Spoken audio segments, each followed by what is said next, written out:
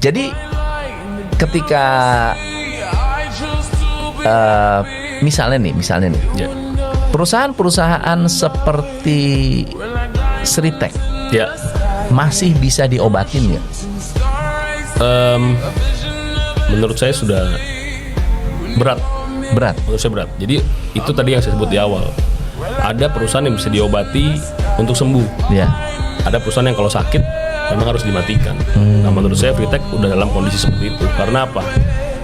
Paling simpelnya adalah ketika hutang itu sudah jauh lebih besar daripada kemampuan perusahaan. Kemudian yang kedua, ketika hutang itu sudah jauh lebih besar bahkan dari aset perusahaan. Ya. Kalau dua hal ini sudah terpenuhi kondisinya, perusahaan itu harus mati.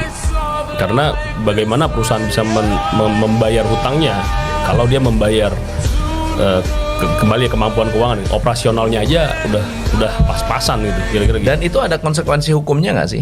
Ada, pasti ada. Konsekuensi hukumnya pasti ada. Karena apa? Kembali ya, bahwa dalam setiap rencana pasti kan ada analisanya. Analisa.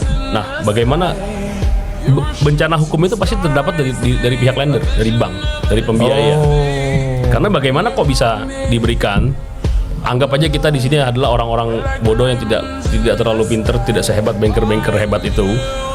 Kok bisa kita bisa punya kesimpulan bahwa utang yang besar itu tidak baik buat perusahaan? Atau, kok bisa banker-banker itu tidak tahu? Kira-kira gitu. Dampak hukum masih seperti itu. Artinya mungkin banker tidak tahu. Atau yang kedua, mungkin banker-banker tersebut dibohongi.